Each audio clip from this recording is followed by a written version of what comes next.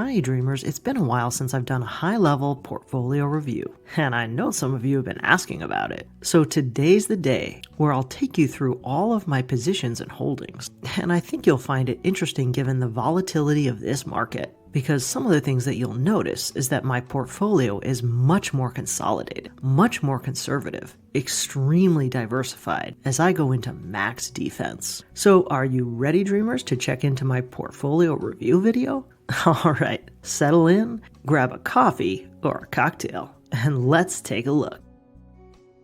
All right, dreamers, here we are in my spreadsheet. First, let me orient you to the structure of this. So we've got the ticker symbol, the description of the fund, the quantity of shares that I own, the last stock price, the current value that I own, the next X date, pay date, and the distribution yield, and finally, the estimated annual dividend income that this position produces for me. So let's dive in. My number one position is still JEPQ. With 3,000 shares, I have just over $150,000 worth, and with over an 11% yield, that gives me north of $17,000 a year. And if you've been following me for a while, you know that at one point this had grown to over $250,000. So I have reduced my JEPQ position a little bit, and some of that was in the form of covered calls. I'm still a big fan of JEPQ, but I've taken it down a little bit because there are some other newer ETFs that are outperforming it. And I'm always open to rebalancing, as you should be too, which is another key rule of investing. Never tie your identity to one particular ticker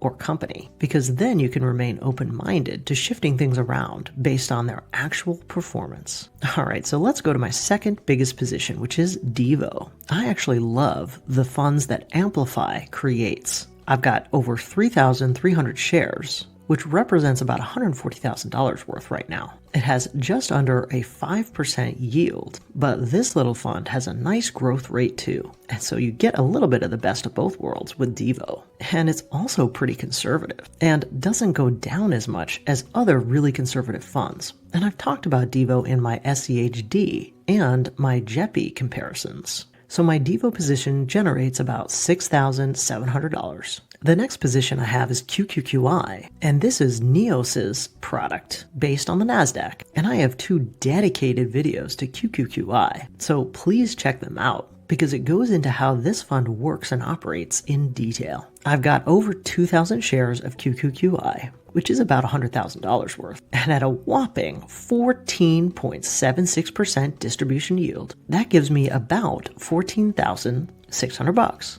And again, I really encourage you to check out QQQI, which is an award-winning fund that's outperforming a ton of ETFs lately, so check it out. The next fund I have is TLTP. This is another Amplify fund, but it's based on the treasuries. And so if I go into my Seeking Alpha and take a look at TLT, which is the underlying index that TLTP operates off of, you'll see it's the iShares 20+ year Treasury Bond ETF. And if you go into the holdings, you can see that basically it's a bond ladder. And I have a dedicated video on TLTP, so you can start to see the diversification because this is purely a treasury bond play. And although I think it's going to be flat to underperforming this year, by the end of the year, early next year, I think that this one is going to start to be great. So I started a position with 4,000 shares, which is approximately $90,000 worth. And at a 12% yield, it gives me approximately $11,000 in annual income. The next one in my top 10 is SPYI. And this is the SPY version of the Neos product and the sister fund to QQQI. I really love these Neos funds because they work on 1256 contracts. And primarily I hold these in my taxable account. And these 1256 contracts have tax benefits. And that's another topic that I cover in detail in both the QQQI and SPYI dedicated videos. I have almost 1,500 shares of SPYI, $72,000 worth, and at almost a 13% yield, that gives me about $9,000 a year. The next product I have is PTY. I also did a dedicated video on the PIMCO products. And if I go back to Seeking Alpha and take a look at the holdings in PTY, you can see a variety of different bonds and treasury holdings. And so this is a very diversified bond CEF, and it's actually PIMCO's flagship product. I've got 5,000 shares of PTY, which is about $68,000 worth, and at over a 10% yield, that gives me about $7,000 a year. The next fund that I'm really a fan of is the Goldman product, GPIX. I've also done dedicated videos on GPIX and GPIQ. I've got 1,000 shares of it, which represents about $50,000 worth. It has over an 8% yield, which gives me about $4,000. FDVV is another position I hold, and I've covered extensively in my SCHD review as potentially an alt to SCHD. I've built up this position to over 900 shares, which is about $48,000 worth. It has a 3% yield, and so that gives me just about $1,500 a year. My next biggest position is Maine, and one thing I love about Maine, other than the monthly pay, is that you often get these special dividends, which are almost like bonuses. I've got 717 shares, and that represents about $40,000 worth. It has just over a 5% yield, and that gives me about $2,000. And to round out the top 10 positions, my 10th biggest position is BTI. Now, if you've been following me for a while, you know I've held BTI for a long time. I have just under 900 shares, about $40,000 worth. It yields just above 8% and gives me just over $3,000 a year. And now, one thing I wanted to point out before we exit the top 10 is that a lot has changed in my portfolio. And part of this is due to market conditions, but another part of this is due to just personal reasons, where I've had to sell some shares, shift some money in order to pay for a new home and some other life expenses. But I wanted to point out that every single thing in green in my top 10 was in my top 10 in the last review in November. And actually, FDVV and Maine were in the top 15. So not a lot has changed in that respect. The other thing I wanted to point out is that items in blue are new positions since that November review. So TLTP, IYRI, SGov, and a couple of others that you'll see are new positions to my portfolio. Alright, so let's take a look at the next 10, starting with IYRI. And this is another NEOS product based on IYR. And if you're not familiar with IYR, IYR is the iShares US Real Estate ETF. And so in Seeking Alpha, you can go to some of their holdings, which are essentially REITs. And so you can see the top 10 here: American Tower, Prologic, Digital Realty, Realty Income, Simon Properties. And so I made a strategic decision because we really are not going to know what's going to happen to these interest rates, and nothing's going to be settled for probably the next 12 to 18 months. That instead of holding Realty Income by itself, and also VNQ, that instead I could use the NEOS approach, just like they're doing with SPY-I and QQQI, and hold the underlying IYR basket of funds with that income layer on top, so that eventually this basket will rise. But in the meantime, I'll get paid while I wait. And so I started a position with 800 shares of IYRI, which is almost $40,000 worth. That gives me a nice almost 12% yield, which is about $4,700. All right, my next one is MFC, and this is a gorgeous Canadian company that I've held for a while and has done really well. I have 928 shares, just about $30,000 worth, and at a 4% yield, that gives me about $1,200. McKesson is a growth position that I've had. I've got just over 41 shares, and although it doesn't give me a big annual payout, it's really all about the growth with McKesson, which is the same as Cintas, one of my absolute favorite growth stocks. I've got just over 100 shares here, and that gives me about $160 a year. The next one is STWD, which I've held for years, and this one is a commercial REIT. I've got over 1,000 shares here and over $20,000 worth, and that gives me about $2,000 a year. The next holding is SGov, and I probably won't have this one for much longer, because earlier in April, when everything was a little bit helter-skelter, I moved a ton of money into SGov just as a parking place while I figured out what to do. But for now, 200 shares gives me $20,000 and about $950 a year. The next holding I have is BMO, which is Bank of Montreal, another Canadian stock and a Canadian bank. If you've followed me for a while, you know I love those Canadian banks. And another thing, BMO is doing quite well, and it actually recently raised its dividend by 2.5% and announced a 20 million share buyback. So I'm pretty happy with BMO's total return. I've got 180 shares right now, which is almost $20,000 worth, and that gives me $834 a year. My next fund is a long-term holding, and that's SCHG, which is Schwab's large cap growth ETF. So this is a growth play, not an income play. And I've got 670 shares. That's $18,000 worth, and it just gives me $78 a year. You probably also know that I'm a huge fan of Google, and I think it's really undervalued right now. So I've been doing quite a bit of puts on Google lately. I've got 100 shares right now, but at times I've had up to 300 or 400 shares.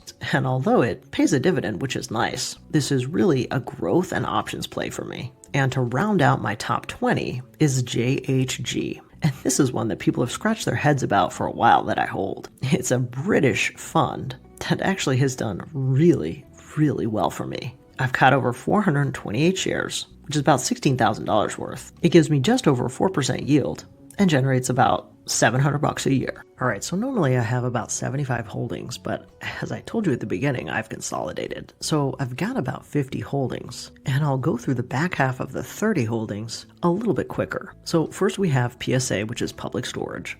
And this is one I've held for quite a long time and just let it drip. I've got 53 shares at about $16,000, and that gives me about $600 a year. And now here's Avgo, my beloved Avgo. And I think you'll be shocked to see 65 shares, because on average I hold about 600 shares. Well, the reason why I have 65 is that I've had a bunch called away just recently. But don't worry, I'll be wheeling this back and forth and re-entering because this is one of my absolute favorite growth plays. So although it gives me a 1% distribution yield, I really don't care about this $150 because Avgo is such a great company and is going to be a long-term bet for me and is usually in my top 10 or at least top 15. My next holding is Fortis, which is a utility company from Canada. And you're probably getting a pattern now that I love Canadian companies because it gives me a little diversification outside of the US. I've got over 300 shares here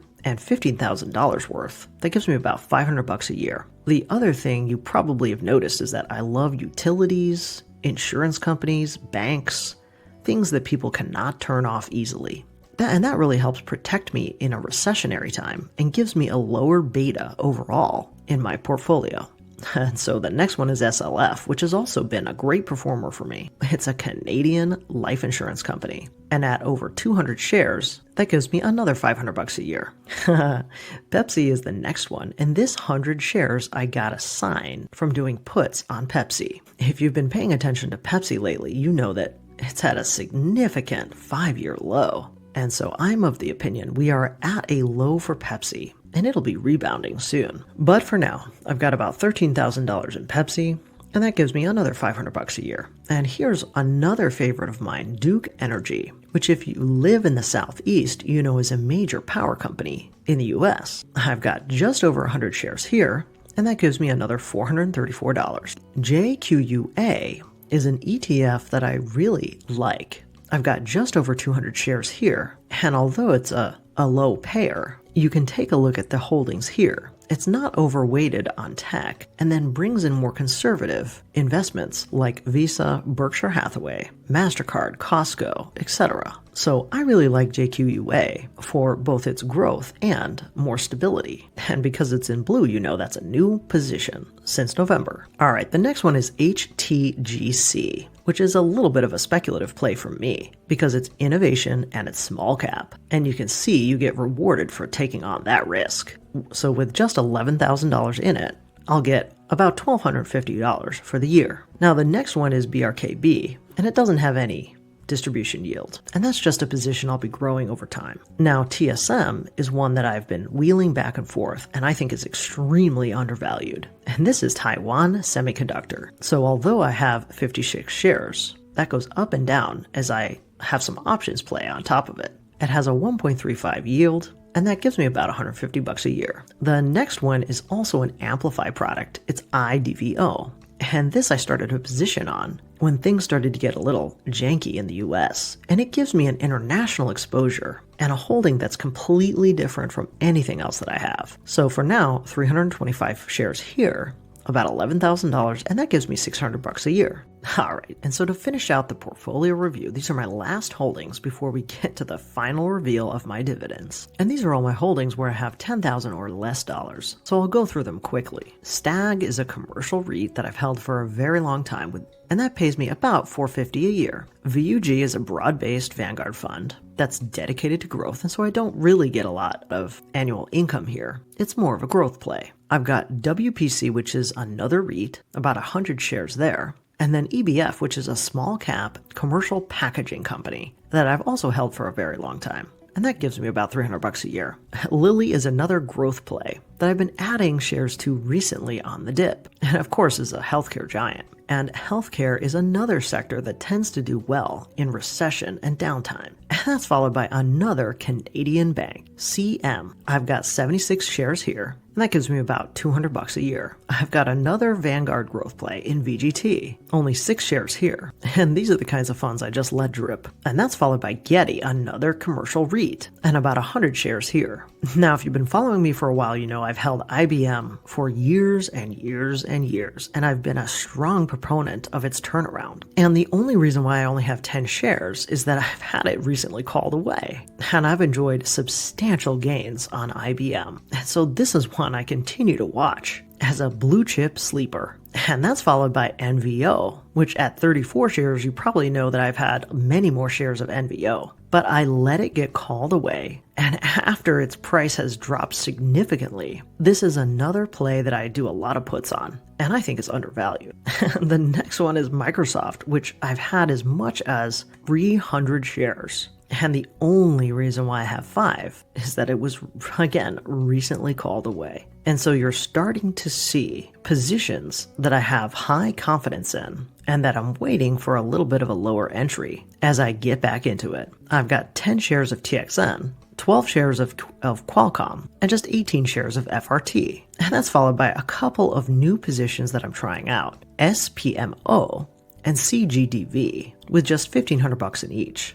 And lastly, another Vanguard fund, VIG, with just about $1,300 there. And so let me uncover my last position that I think you're going to be a little bit shocked about. And that position is cash. I've got about $650,000 in cash. And that's because this market is very unpredictable. And you know I'm a really conservative investor. And so I'm keeping some cash on the sidelines as I wait for this market to settle down. And so I have a pretty small return on capital from that amount of only about $17,000. And I've had a couple of different videos as to why I hold so much in cash right now. Because you know the last time I had this much cash was right before COVID, when I also had the same spidey sense that too many things were out of control with no oversight. And usually that brings unforeseen consequences. And so I wait until I feel more comfortable. And again, as you know me, it's very rare for me to pull money out of the market. Only in extreme circumstances would I do such a thing.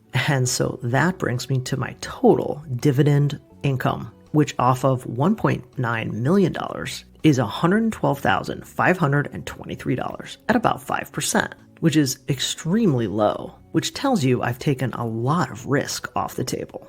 And then the other thing I wanted to show you is this, because you know that I recently sold a home. And so another big change that I made was deciding to keep that money separate from what I report to you, to add a little bit of privacy and security into my life in this very uncertain time. And so in my second account, that generates about $40,000. And so in total, I have about $150,000 in annual dividend income. And hopefully when I feel a little bit more comfy, I can put this money back into the market and get a better return on capital, which hopefully will get me above $200K in dividend income annually. And the last thing I wanted to just point out was some of the tickers that you might have noticed that I dropped. I dropped SVOL after looking at the performance and the NAV erosion. I dropped QDVO and GPIQ, and I'll probably add back in after the market settles down. I dropped IWMI,